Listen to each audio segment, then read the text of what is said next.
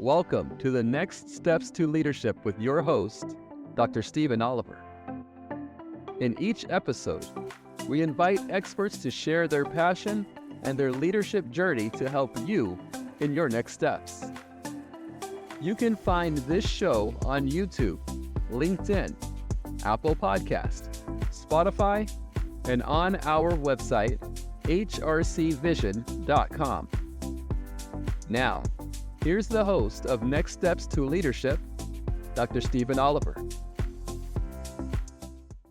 Well, hello and welcome to my podcast. As mentioned, I'm Dr. Stephen Oliver, or known as Dr. O, and welcome to the podcast of Taking the Next Steps in Leadership. The purpose of this podcast is to help junior level, entry level, mid-level managers take that next step.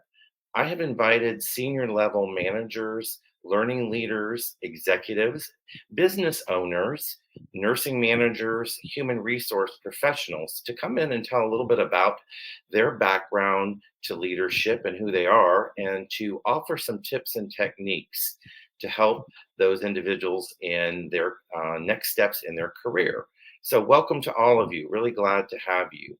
So it is my privilege today to have another wonderful executive and business owner as my guest. Our topic today is navigating uncertainty in a career, which I think is going to be so helpful to many of us. So this is Dr. Rosina Racioppi, and I probably mispronounced her name, but wonderful Italian name here.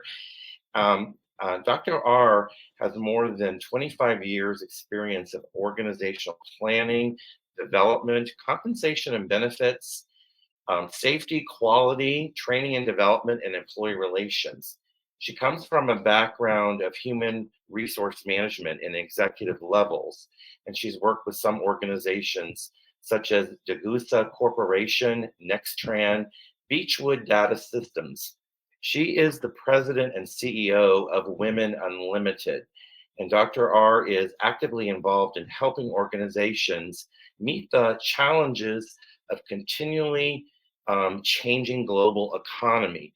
She works with leaders and organizations, and she assesses and updates offerings to their potential women and spearheads for organizations' initiatives to help companies cultivate talent management within the organization.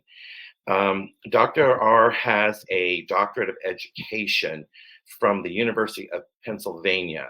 It's a doctorate in adult learning and the business of learning, with the combination of the Graduate School of Education and the Wharton School of Business.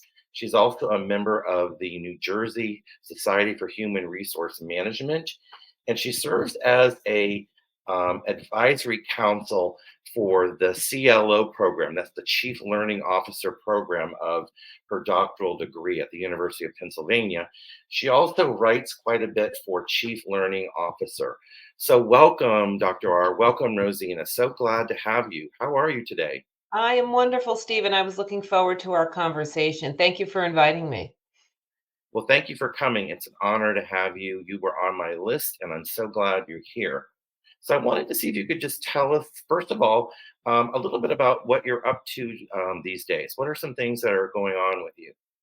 Well, I think we're in the midst of this post-COVID work um, recalibration, right? Where we're all trying to figure out where do we want to work? How do we want to work?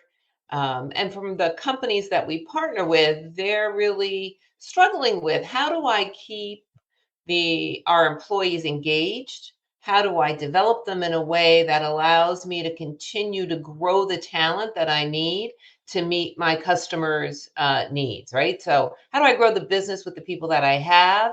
And how do I help the people that are part of my organization grow and evolve their capabilities to meet the changing needs of business, our customers, et cetera? So, that's what keeps me busy. And it's such a great lead into our discussion today, navigating uncertainty. So we're going Mhm. to come back to that shortly.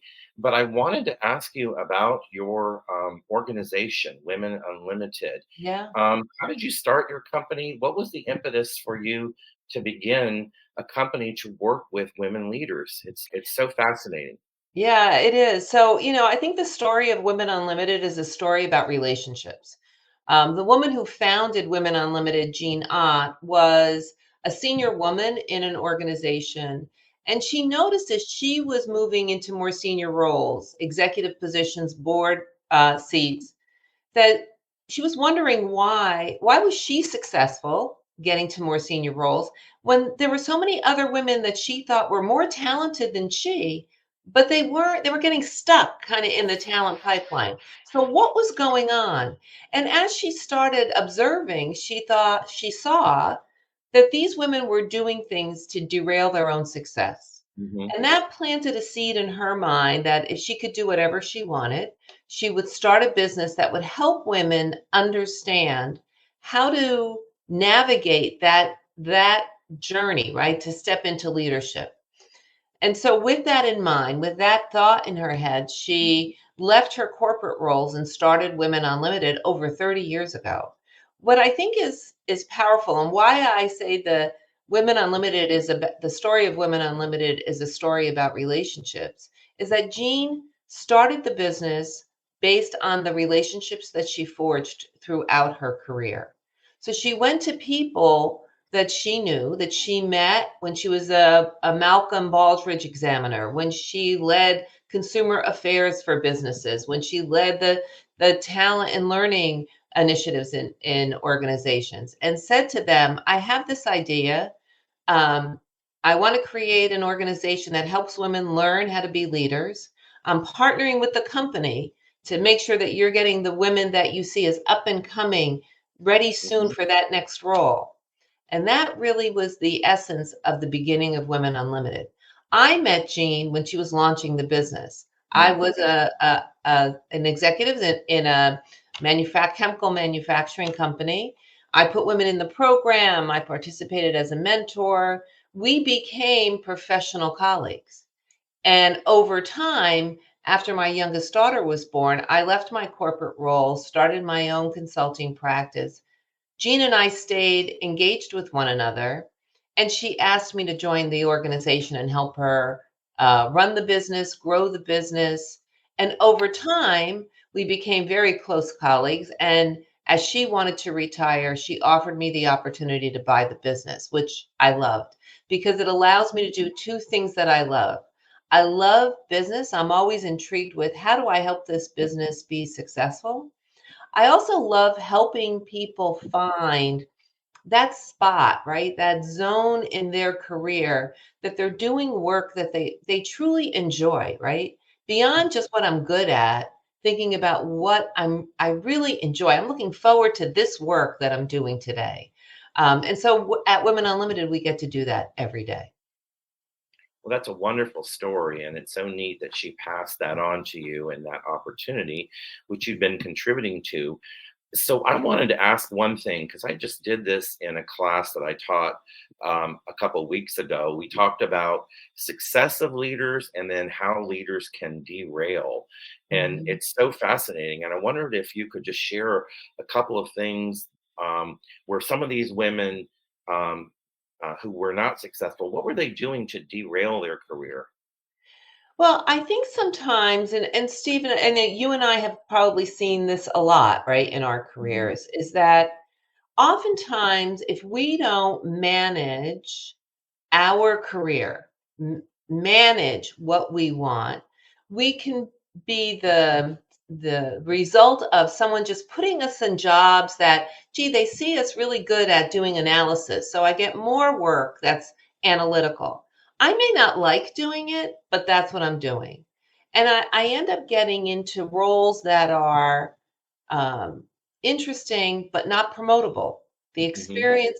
So for a lot of women, they end up getting what they call these non-promotable roles. So it's work that needs to be done, but Hmm. the insight I'm gaining doesn't help prepare me to a broader business role. So that's one thing. The second thing is that women tend to not advocate for themselves. Hmm. Even today in 2024, I will hear women say, I just don't like talking about myself. Well, your leaders are always struggling with, What are the best resources to solve the organization's problems? If they don't know what you're bringing to the table, your expertise, your point of view, how can they utilize it? So it's not about walking around the hallways or bragging about yourself. It is Hmm. about letting it be known your point of view, the value that you bring to the organization so others can tap into it. Because that's really the richness that happens in organizations. It's that you and I may have two very different points of view, and the combination of the two helps us create an impact in the organization. It's really fascinating, and I'm sure compensation is another piece. I've read where women may not, um, promote themselves enough in the compensation and salary. And then two other things that you said earlier, I bet connects to this. It's about relationships. Yeah. Part of what I taught is not building those relationships. And then I also call it, you get the management disease. I'm now manager. I'm now better than everyone. Right. and, and that can really derail you. um, well, that's important to hear. But now let's turn around, and I wanted to see, what do you see as the status of women today in leadership in 2024? What are women doing, and what are some of the opportunities for women today? Yeah, well, so what I think is exciting, Stephen, is that women make up over 50% of the workforce.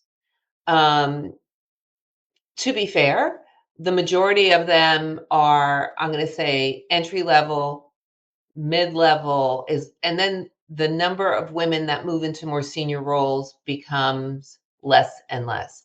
And it's interesting because the growth of women in more senior roles in the C-suite, in boardrooms, while we know the value diversity brings, it's very hard for those numbers to keep growing. And Hmm. and the work that we do is really helping organizations unlock that, right? Because I'm oversimplifying it. There's bias in the systems, right? There's Hmm. bias in organizational systems. There's bias that leaders have, maybe unconscious, maybe subtle, Hmm. but that those subtle biases in the systems and in individuals create significant barriers for women to advance. And so, what can women do, right? So, what we focus on is helping women find their voice to advocate for Hmm. themselves, number one, to be more comfortable with building relationships that provide them with the insight and feedback about their business and about themselves, right? Because we know that relationships matter. We know that you need to build a broad base of relationships of individuals that are different than you to make sure that you have a strong perspective about how you can grow and navigate and build momentum for your career. Without those relationships, you're just relying on your own point of view, which is limited.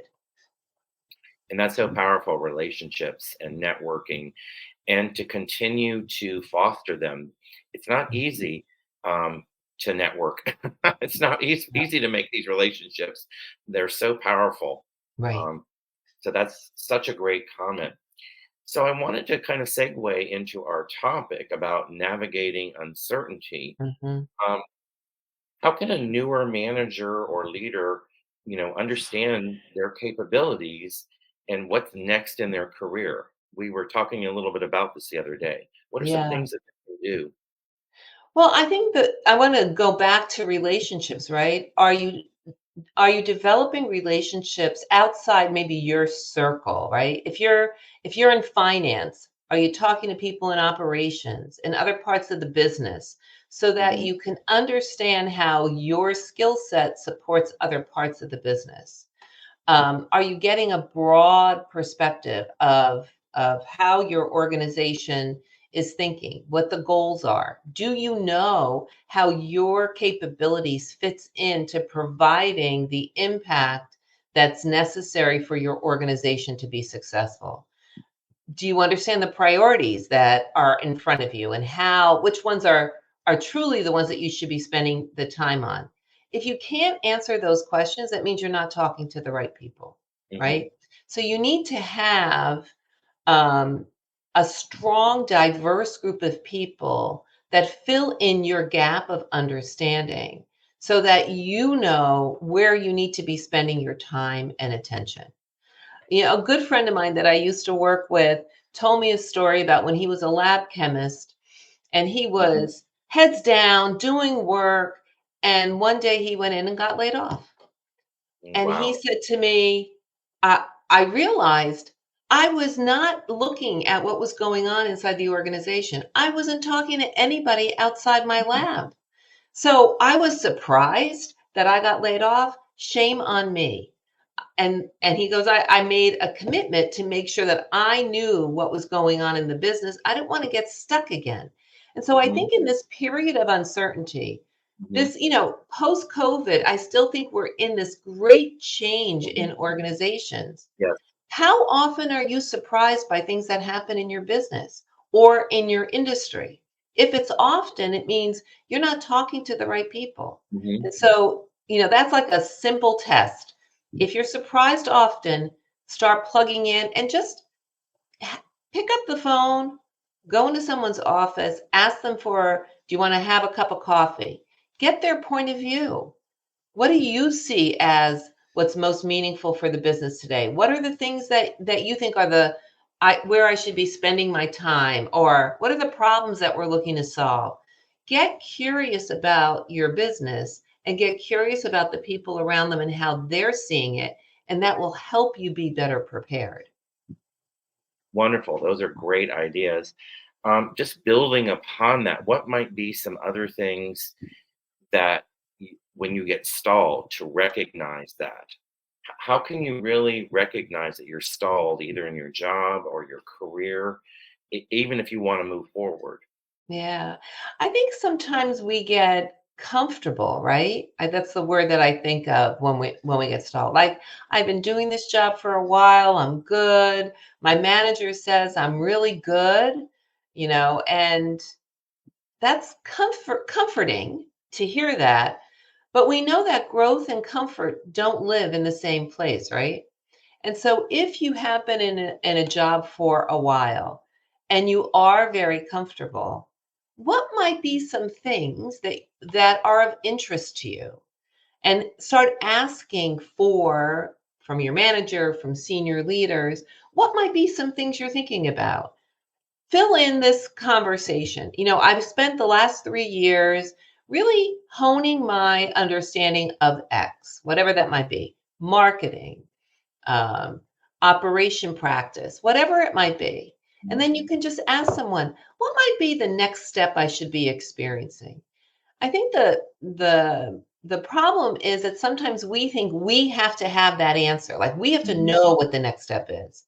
And we need to just be curious about what the next step is and ask other people. It doesn't mean you need to do what they say, it just gives you another piece of information. And as you're collecting these pieces of information, you're going to see what resonates best with you. Which one are you most excited about exploring?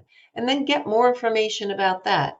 And so your network that I keep talking about is your source, it's your feeder of that kind of information that helps cultivate a better understanding for you of how you can move forward. That's great. Yes, that network is so powerful. And it also sounds like you have to take stock and do some self assessment and be a Absolutely. self aware. And I know that's really hard for a lot of people, but it's so important to do so. Now, on another side of this, what if someone is very successful, but they keep derailing themselves? They lack confidence. A big term today is imposter syndrome. What might someone do to recognize that they have that syndrome and maybe not do those things that derail them?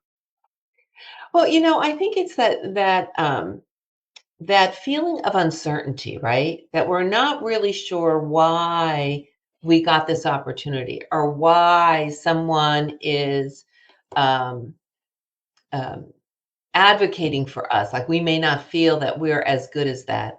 There's a woman that I know. She was actually president of open business for American Express, and she shared with me that she would talk to leaders and she would say to them in their one-on-one conversations, how would you describe the skills or the value that I bring in the role that I have, right? So it really helped her understand how others were seeing her, right? And I think the power of asking feedback, very specific feedback, helps us get over that imposter syndrome, right?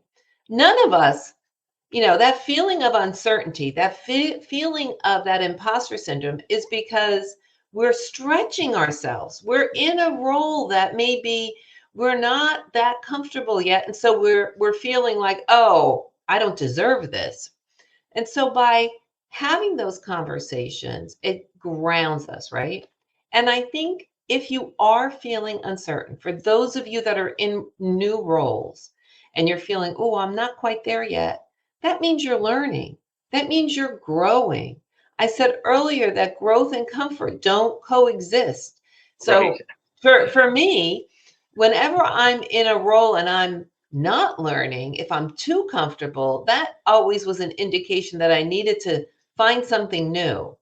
And so that initial period for whatever it might be is going to help you.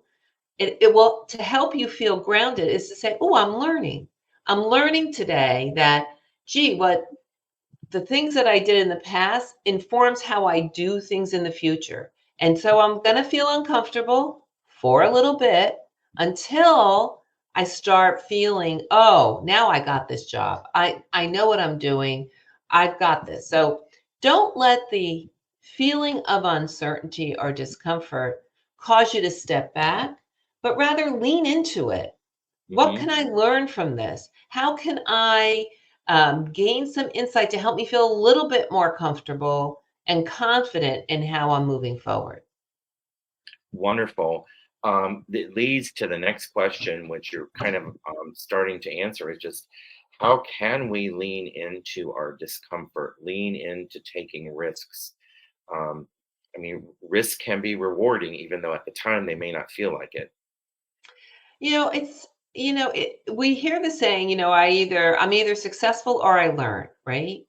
And we do see, and I remember at the start of COVID, I was very focused on maintaining the work that we do to make certain that we provided a platform for women that was safe for them to figure out how are they managing through this period of ambiguity. If you remember when COVID started, we all foolishly thought this will be over in a couple of months, when in fact we really didn't land for a few years. And so we still need to figure out how to be effective. So if you're in that inflection point, if you're in a place where, ooh, this is a little scary, it's risky, I'm really uncertain, set small goals to help you move forward. Stop and assess, is this working? What else can I be doing? Who are those people that can help you? Again, I'm gonna sound like a broken record. How does Right. your network support you Mhm. in understanding how you can be informed to move forward? Incremental steps. And then take time to reflect. What's working? What's not? What do I need to recalibrate? We sometimes think that we need to manage change in one great swoop, right? One big Right. leap. And it's really a bunch of micro steps Hmm. that help us build that momentum to deal with the change that's in front of us. Yes, I mean incremental change. Change just doesn't happen overnight. Right. It's slow. I did want to come back to the network, and you talked a lot about picking up the phone, selecting the right person in the organization.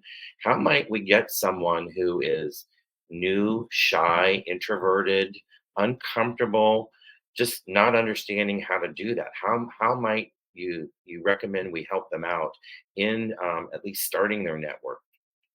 Well, I would say start by creating a map, right? For yourself. What is it that you're curious about in your organization? What is it that you're interested about in the work that you're doing? And then who are the people that can help you better understand the opportunities, right? The Hmm. other the other exercise to kind of complement that is to take a look at your organization.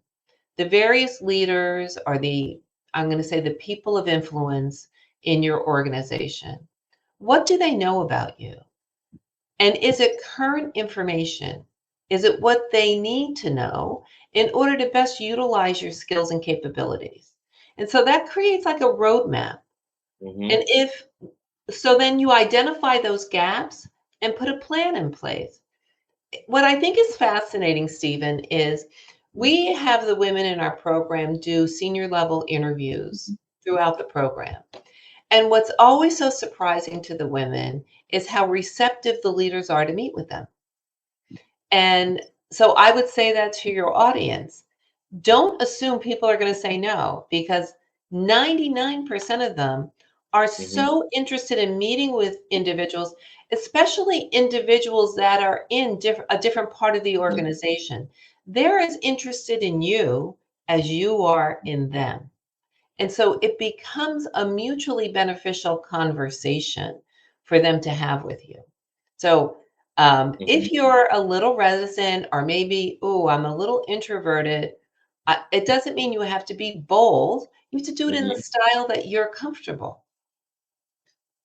And I really think people love talking about themselves. So Yeah, that helps. that They is really true. do. I just wanted to ask you, who are some of the women who come to your programs, and how are they selected um, to come into your? I know you do lots of different training programs for women. Yeah. Yeah, so we do experiential development programs for women at key inflection points of their career, early career, mid-career, and senior executive. We partner with the corporation, so the mostly Fortune 500, Fortune 1000 companies, and their talent, our HR departments, through their succession planning, will identify women who are ready soon for that next step in their career. So that's how the women are selected to participate in our program. That's great, and I hope you have in your program this career map that you just suggested. Yeah, Um, that's brilliant. That's yeah. wonderful. Sit down, write the career map, and all the things you suggested. We So work. I just, yep. No, I'm sorry. no, go ahead. I don't. So I do want to ask you about failure, because we all fail. We all stub our toes. We all Yeah. hiccup. We all do things we wish we hadn't done. What can we learn from failure, and how can that help us in growth and success? It's when we talk about failure, I have a list in my head of all those times that in my Same here. career, as you said, I stubbed my toe. Right. But there's great lessons to learn from that. And as I said earlier, we're either successful or we learn. Hmm. And, in every business, in every project, nothing ever goes 100% according to plan. Nothing. And Hmm. so it's Right. important as either new managers or leaders, to, when something is complete, to do an assessment, like what worked really well, and what's some things I could have done differently that would have enhanced the process. And so when I have a situation, or when you have a situation that did not achieve the desired result, it's important to take some time to look at it. What happened? What did I learn? Was it the way that I led the project? Was it other circumstances? So that you've learned from that. So next time when you're in a similar situation, you'll be more sensitive to, wait, um, I think this is going to go off the rails. Let's make Mhm. sure we get this alignment. So use the situation to help strengthen your capability, your sensitivity to how you need to manage people, to ensure that you get the desired results. And I might just add to what you said, is try not to beat yourself up. I think we can be our worst critics, and just try not to beat yourself up. I mean, try not to do that mistake again. It could happen, Right. but just what can you learn from it, and try not to beat yourself up. Um, I think it's important to own Mhm. My first board presentation, I went down in flames. It was horrible. I Mhm. learned from it. I knew the next time I would not make the same mistake. And so I think it's important that to reiterate what you just said, you can't beat yourself up. Everyone makes a mistake. That is why there are erasers on the ends of pencils. But you need to learn from so you don't have the same mistake over and over again. Mhm. Exactly. Great advice. I do want to come back to one thing you said, Rosina, and it's related to a career map, but you said finding your voice. I really like that. How can, especially women, find their voice in leadership? Well, I think it's looking at and thinking about, spending some time thinking about what are those aspects of work that you enjoy. What is it that you like? Is Hmm. it solving customer problems? Is it doing the analysis to understand what the next opportunity might be? What is that? And then having conversations with your manager, with those individuals that are in your map, by saying to them, I just finished this project and we were able to accomplish whatever, right? To achieve a certain level of customer satisfaction. What else should I be thinking about doing? What should I consider? Who else might um, benefit by understanding how we approached this work?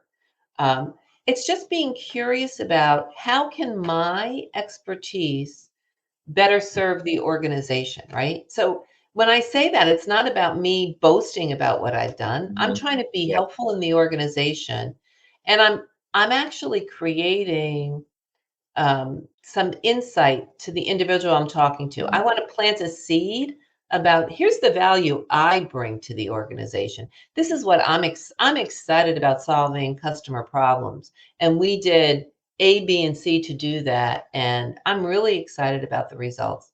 I said so that's one way. The other Mhm. thing is you also have an opportunity every time you complete a project, a presentation, to softly advocate for yourself by Mhm. asking two questions. The first one is to go to a senior leader, someone that was the recipient of the work that you did, and ask them to share what was the aspect of the work that they thought was most valued. Like, what did they value about the work that you did? Mhm. It gives you a piece of information, right? It gives you some insight into here's what they value about the work that they did. It helps you make sure that your perspective about what you value about your skills is on point. Then the next question you ask, and this one it's really important. Ask Mhm. them, if I were to do a similar project again, what's one thing I can do differently? Mhm. Now, the work is done, you've achieved your goal, but what you want to do is open the door to, gee, there's something else I could have done. It is not a critique on the work that you've done. It just helps you learn, oh, here's something else I could have done. And next time you're doing similar work, it gives you so see how those two questions are Mhm. I'm not really asking about myself, I'm talking about the work, but it's giving me insight that helps me be a stronger manager, a stronger leader. That's such great advice, very sound advice. I would also imagine into what you're saying is if you ask your boss or your leader the value of your work, then that can really help instill value in yourself. And then you Correct. start believing it. Yeah. And you were subtly saying what are my attributes, but then what are my developmental areas? Um, Really great insight. Um, what one other thing I wanted to ask you is, and you kind of said this in your career map and networking, um, but what do you suggest as a new some ways that new leaders can look at what's in front of them? What's the pathway for success? What are opportunities for success? Well, I think organizations are going through some dramatic changes. I'm seeing more and more companies doing massive reorganizations. mostly Mhm. because they have so many layers of management that they're realizing it's not productive, right?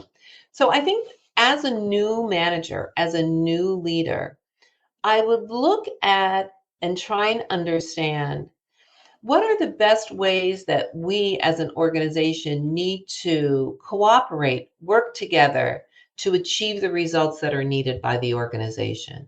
How do my skills complement, fit into that, right? So I would say curiosity as a leader becomes very powerful, right? Don't think that you need to have all the answers, but take a curious approach to how can I? How can I contribute? How can my skills add and augment like the team? Um, I think it's leaning into your curiosity will help you find a path forward that you're most excited about. Wonderful. And I think everyone should be curious. Yes. There are some that are not curious. Well, need to be curious.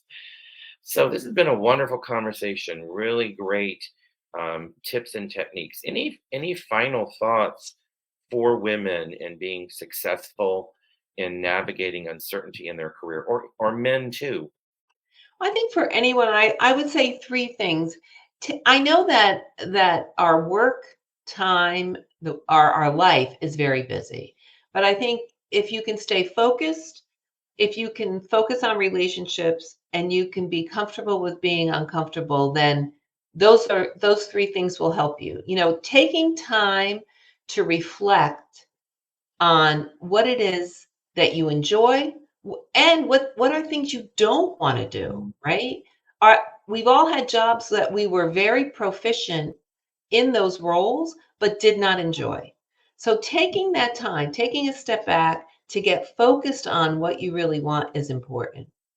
And then to look at, how do I build relationships that matter? How do I identify people who can help me better understand how I can achieve those things that I've identified as my area of interest, my areas that I think I can be impactful? And then as you're growing your career, understand that if you are feeling uncomfortable, lean into learning. Lean into Yeah, what you're learning, how you can, get more comfortable in that discomfort because that's going to help you grow. great advice. Really, really appreciate that advice and our entire discussion today. So I just want to thank you so much, Dr. Rosina R., President and CEO of Women Unlimited. Thank you for coming to the podcast today. It was really nice chatting with you and appreciate all of your advice and comments. Well, I always love chatting with you, Stephen. Thank you for inviting me. Thank you so much. So thank you everybody for coming to this podcast, taking the next steps in leadership. There will be information on if you would like to connect with us or contact us. Also contact Dr. Rosina about her organization. And we wish you the best. And thank you so much for coming today. You've been tuning in to Next Steps to Leadership with your host, Dr. Stephen Oliver. You can find this show on YouTube, LinkedIn, Apple Podcast, Spotify, and on our website, hrcvision.com. Thank you for your positive feedback, comments, questions, and for sharing this show with others.